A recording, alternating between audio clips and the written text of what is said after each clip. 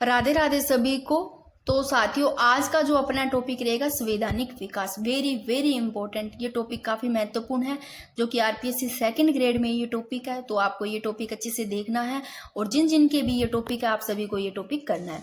तो सबसे पहले साथियों मैं बात करती हूँ, ये टॉपिक करने से पहले आपको कुछ शब्दावलियां हैं जो आपको देखनी है। आप पढ़ते हो जरूर, आप लोगों ने शब्द सुने हैं, क्या आपको पता है इन शब्द का क्या अर्थ है? जैसे संवैधानिक पढ़ा है, गैर संवैधानिक पढ़ा है, संवैधानिक पढ़ा है, संविधानोत्तर पढ़ा है, वैधानिक यानी कि सांविधिक पढ़ा है। क्या इनका अर्थ पता है क्या है? तो सबसे पहले आपको बेसिक चीजों से देखना है, इनका अर्थ भी देखना है, आपको बेसिक से पढ़ना है। कई बार यहाँ से प्रश्न पूछे जाते हैं। तो संवैधानिक क्या है? ऐसी संस्था या निकाय जिनका संविधान में उल्लेख है, वो तो है संवैधानिक। अब मैं कई बार बताती हूँ ना कि ये संवैधानिक है। जैसे राजस्थान लोक सेवा आयोग कराया, आपको बताया कि संवैधानिक संस्था। तो यहाँ से प्रश्न बनते हैं, पूछे जाते हैं। तो आरपीएससी है जो राजस्थान लोक सेवा आयोग, संवैधानिक है, ठीक है ना, जिसका संविधान में उल्लेख है। गैर संवैधानिक क्या है? ऐसी संस्था या निकाय जिनका संविधान में उल्लेख ही नहीं है, जैसे लोकायुक्त का उल्लेख नहीं है, ठीक है ना। असंवैधानिक क्या है? ऐसी संस्था जो संविधान के अनुकूल नहीं है, जैसे राष्ट्रीय न्यायिक आयोग हो गया भाई। संविधानोत्तर देखो, संविधानोत्तर का अर्थ है भी ऐसी संस्था या निकाय जिनका मूल संविधान में उल्लेख नहीं था। जब संविधान लागू हुआ, मूल संविधान में तो उल्लेख नहीं था, लेकिन बाद में संविधान संशोधन करके जोड़ा गया। जैसे राज्य निर्वाचन आयोग, इसमें मूल संविधान में उल्लेख नहीं था, लेकिन बाद में संविधान संशोधन करके जोड़ा गया। सांविधिक या वैधानिक क्या है? ऐसी संस्था जिनका संविधान में उल्लेख नहीं है, संसद द्वारा विधि बनाकर गठन किया गया, यह है संवैधानिक। जैसे कि राज्य मानवाधिकार। तो सबसे पहले तो आपको ये थोड़ी सी शब्दावलियां हैं जो आपको पता होनी चाहिए, बेसिक से अपने को देखना है इन छोटी छोटी चीजों को। अब करते हैं साथियों, सबसे पहले जो ब्रिटिश संसद में पारित होने वाला पहला कानून है वो कौन सा? 1773 का रेगुलेटिंग एक्ट, जिसको नियामक कानून भी बोलते हैं। Very very important. इसकी जो विशेषताएं हैं, सबसे पहले मैं देखो यहाँ ऐसे लिखा है ईआईसी, तो आप समझ जाओगे जहां जहां आपको ईआईसी मिले, ईस्ट इंडिया कंपनी समझ जाओगे, शॉर्ट में लिखा है। तो ईस्ट इंडिया कंपनी का कोई भी व्यापारी भारत में निजी व्यापार नहीं करेगा। इसमें क्या क्या विशेषता है भाई? कोई भी ईस्ट इंडिया कंपनी का कोई भी व्यापारी है वो भारत में क्या नहीं करेगा? जो प्राइवेट जो निजी व्यापार है वो नहीं करेगा। कंपनी का कोई भी व्यापारी बाहर से भेंट या उपहार जो गिफ्ट है ना, वो धारण नहीं करेगा। कंपनी का कोई भी व्यापारी क्या नहीं करेगा? बाहर से उपहार है जो भेंट है वो धारण नहीं करेगा। और क्या क्या है इसकी विशेषताएं भाई? जो 1773 का रेगुलेटिंग एक्ट है, इस अधिनियम के द्वारा कंपनी पर ब्रिटिश संसदीय नियंत्रण स्थापित किया गया। किसका ब्रिटिश संसदीय नियंत्रण स्थापित किया गया? और कलकत्ता में एक अपेक्स न्यायालय की भी स्थापना की जाएगी। ये सारी इसकी विशेषता 1773 का रेगुलेटिंग एक्ट, जिसको नियामक कानून बोलते हैं। कंपनी को देखो नियंत्रण करने हेतु बोर्ड ऑफ डायरेक्टर्स का क्या किया गया? गठन किया गया। मद्रास व बंबई प्रेसिडेंसी को बंगाल प्रेसिडेंसी के अधीन कर दिया गया। देखो Madras, very very important, Madras और बंबई प्रेसिडेंसी को बंगाल प्रेसिडेंसी के अधीन कर दिया गया। और बंगाल के गवर्नर को क्या? गवर्नर जनरल बनाया गया। नेक्स्ट है इसमें कुछ देखो, अगर आपको पूछे बंगाल का प्रथम गवर्नर पूछे तो रॉबर्ट क्लाइव को बनाया गया। अगर बंगाल का प्रथम गवर्नर जनरल पूछे रेगुलेटिंग एक्ट 1773 के अनुसार तो वॉरेन हेस्टिंग्स। और बंगाल का अगर आपको अंतिम गवर्नर जनरल पूछे और बंगाल का प्रथम गवर्नर जनरल पूछे तो एक ही है, चाहे बंगाल का अंतिम गवर्नर जनरल चाहे भारत का प्रथम गवर्नर जनरल, वो है विलियम बेंटिक। अगर चाहे आपको भारत का प्रथम वायसराय पूछे या भारत का अंतिम गवर्नर जनरल पूछे तो लॉर्ड कैनिंग है भाई। और स्वतंत्र भारत का प्रथम गवर्नर जनरल पूछे तो लॉर्ड माउंटबेटन है। और प्रथम भारतीय गवर्नर जनरल राजगोपालचारी, इनको भी आप देख लेना, ठीक है ना। अब बात करते हैं 1784 का पिट्स ऑफ इंडिया एक्ट। तो 1784 का पिट्स ऑफ इंडिया जो अधिनियम है, जो एक्ट है, इसमें देखो क्या क्या है कि कंपनी पर ब्रिटिश क्राउन का नियंत्रण और गवर्नर जनरल की परिषद में सदस्यों की संख्या देखो 4 से 3 कर दी गई। गवर्नर जनरल की परिषद में सदस्यों की संख्या 4 से कितनी कर दी? घटा करके 4 से 3 कर दी गई। अब कंपनी को 2 भागों में विभाजित किया गया। एक तो बोर्ड ऑफ डायरेक्टर्स, जो कि बोर्ड ऑफ डायरेक्टर्स तो पहले से ही बना हुआ था।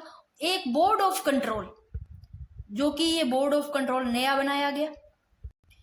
जो बोर्ड ऑफ कंट्रोल है इसमें 6 सदस्य, और इसमें प्रशासनिक कार्य कौन करेंगे? Board of control. तो इसमें व्यापारिक कार्य है वो बोर्ड ऑफ डायरेक्टर्स देखेंगे, ठीक है।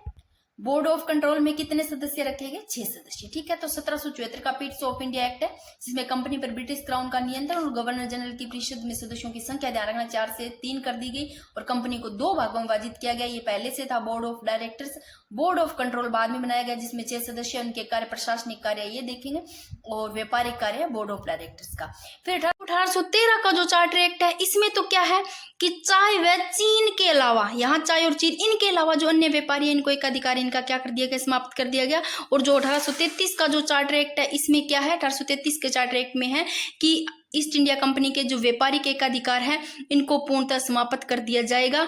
और जो 1813 का चार्टर एक्ट है इसमें तो देखो ईस्ट इंडिया कंपनी के अलावा अन्य कंपनियां भी पूर्वी देशों में व्यापार कर सकेगी। देखो इसमें सबसे पहले 1813 के चार्टर एक्ट में क्या है, चाय व चीन इन दोनों के अलावा अन्य व्यापारिक जो अधिकारी है इनको समाप्त कर दिया जाएगा।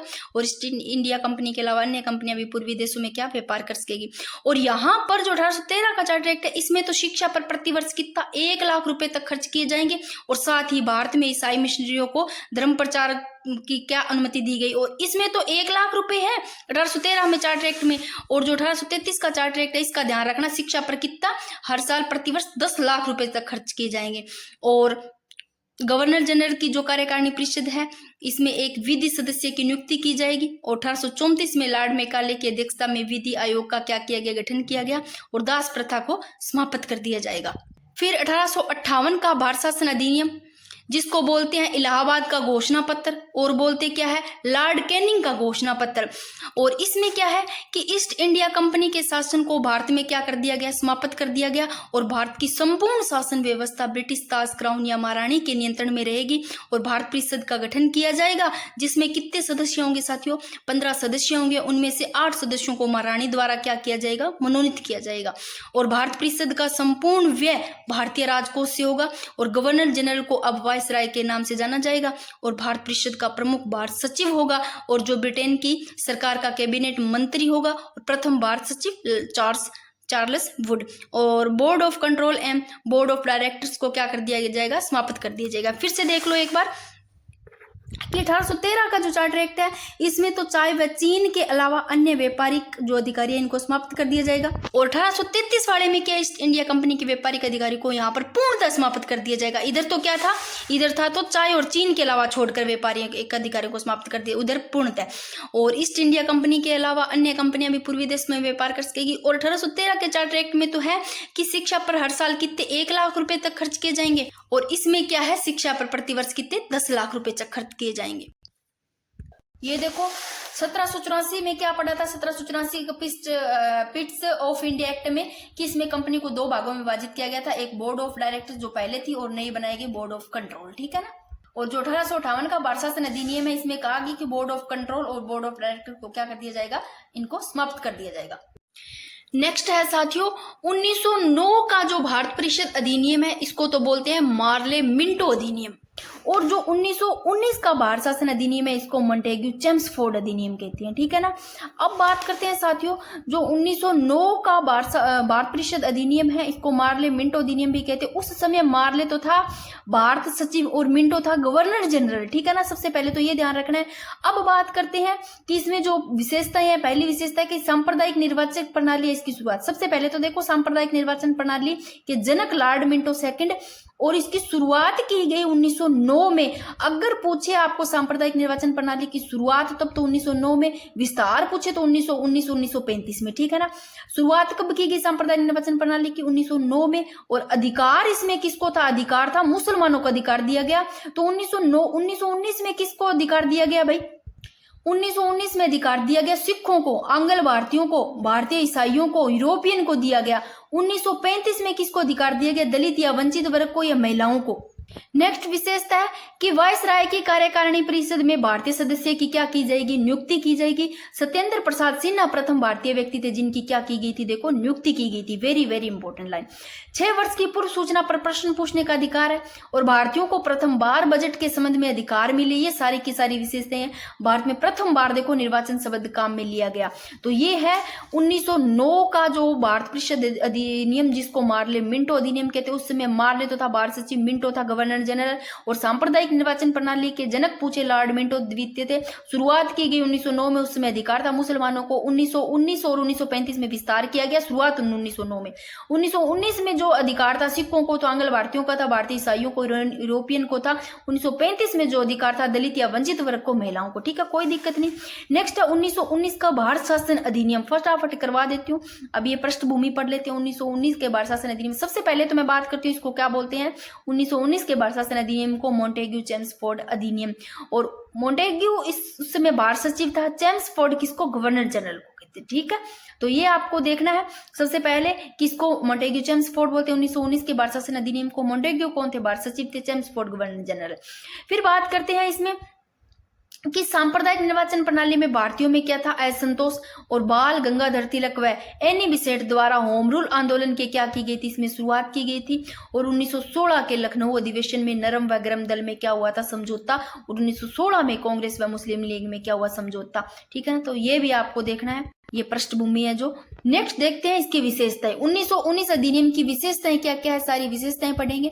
सांप्रदायिक निर्वाचन प्रणाली का विस्तार, इसमें जो द्वैध शासन है उसके जनक लियोनेल कर्टिस है भाई, और शुरुआत कहाँ की गई, प्रांतों में की गई। इसकी जो मुख्य विशेषता है द्वैध शासन। ठीक है ना, इसमें बात करें कि प्रांतों में शासन को कितने दो भागों में बांटा गया, आरक्षित या सुरक्षित विषय, एक तो कितने दो विषयों में, आरक्षित या सुरक्षित विषय, दूसरा हस्तांतरित विषय। आरक्षित विषय में बात करें कि इसमें कौन कौन से विषय होंगे, सुरक्षित या आरक्षित में, इसमें विषय होंगे आय, व्यय, राजस्व, न्याय व सुरक्षा। कानून कौन बनाएगा आरक्षित या सुरक्षित विषय में, कानून बनाएगा गवर्नर या इनकी परिषद। ठीक है ना। फिर हस्तांतरित विषय में, इसमें विषय होंगे पेयजल, शिक्षा, स्वास्थ्य। कानून कौन बनाएगा, इसमें कानून बनाएगा प्रांतीय विधानसभा द्वारा। यहाँ द्वैध शासन की शुरुआत कहाँ, प्रांतों में, ध्यान रखना। देखो द्वैध शासन की शुरुआत कहाँ पर, प्रांतों में की गई, तो प्रांतों में द्वैध शासन की शुरुआत की गई, वेरी वेरी इंपॉर्टेंट। ठीक है ना। 1919 अधिनियम की विशेषता है कि द्वैध शासन की शुरुआत किसमें की गई, प्रांतों में। द्वैध शासन के जनक पूछे तो लियोनेल क्रिटिस। ठीक है, ये कोई दिक्कत नहीं है। प्रांतों में ये आरक्षित और सुरक्षित, एक आरक्षित या सुरक्षित एक विषय, एक हस्तांतरित विषय, मैंने बता दिया। इसमें विषय क्या क्या है, ये विषय है, कानून कौन कौन बनाएंगे ये देख लेना। वेरी वेरी इंपॉर्टेंट लाइन, 1 अप्रैल 1921 को निम्नलिखित प्रांतों में द्वैध शासन को क्या किया गया, लागू किया गया। कौन कौन से है भाई, कौन कौन से प्रांतों में द्वैध शासन को लागू किया गया, कब, 1 अप्रैल 1921 को। बंबई में, बिहार में, बंगाल, 3 तो बी कर लोगे, बंगाल, बिहार, बंबई, बी तीनों, बी बंगाल, बिहार, बंबई।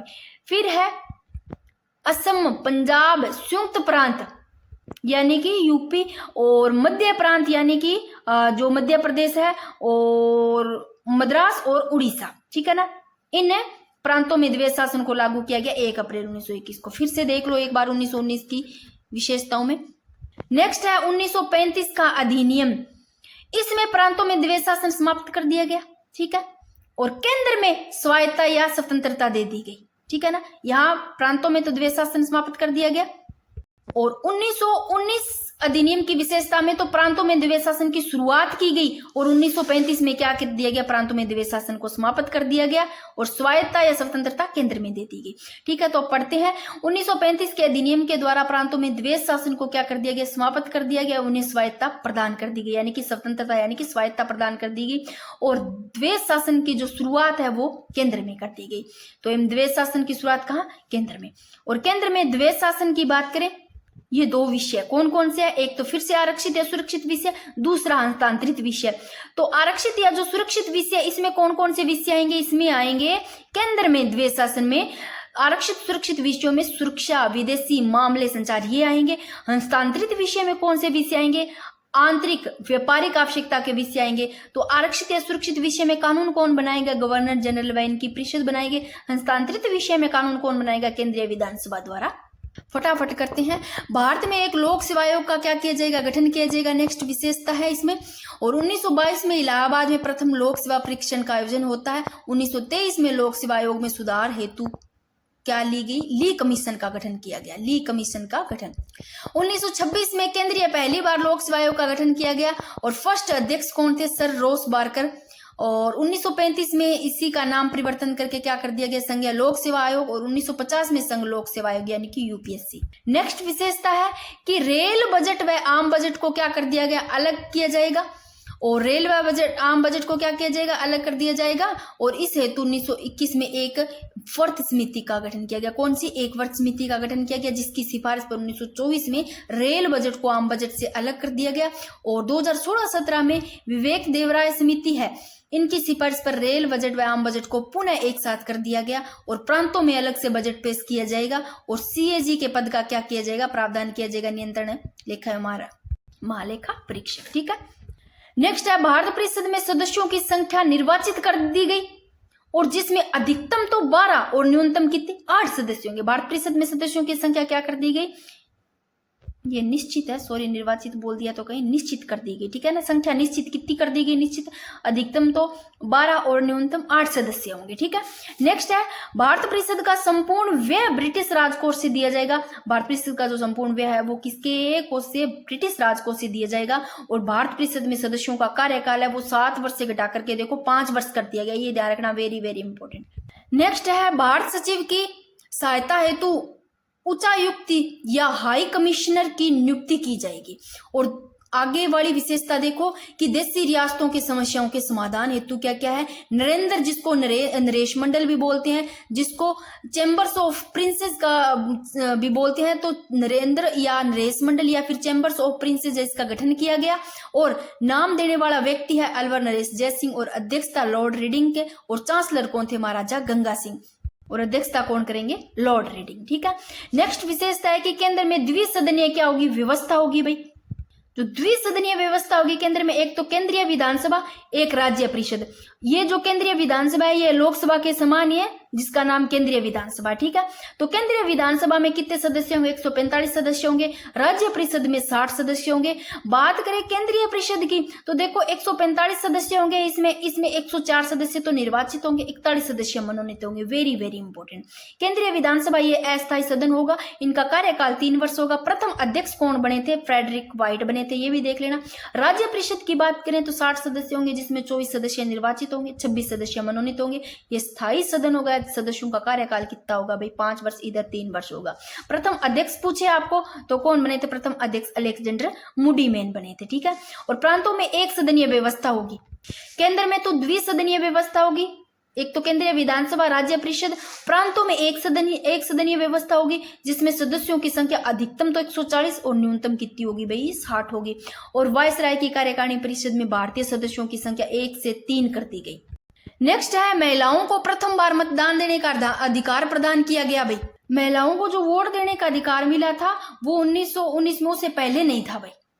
और मत देने के 3 आधार निर्धारित किए गए, कौन कौन से भाई, संपत्ति, शिक्षा और एक कर लिख लेना। मत देने के 3 अधिकार निर्धारित किए गए, कौन कौन से, एक मैं यहां लिख देती हूं, कर, संपत्ति, शिक्षा और कर। ठीक है ना, कथन क्या क्या है, कथन थोड़े से 2-3 कथन पढ़ लो। सुरेंद्रनाथ बनर्जी 1919 के अधिनियम ने भारत ने उत्तरदायी शासन के लिए ठोस कदम है, ये कहा सुरेंद्रनाथ बनर्जी ने।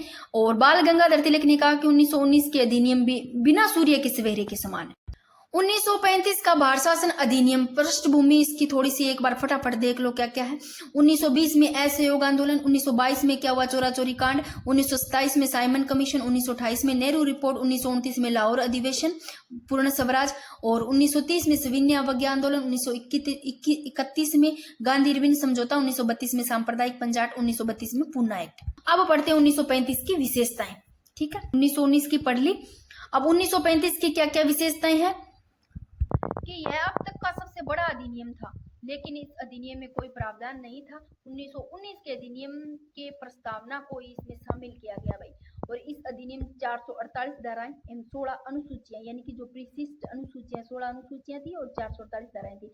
अब बात करते हैं जो 448 धाराएं हैं, इसमें 1 से 321 तक तो भारत के लिए थी, 322 से 448 बर्मा के लिए।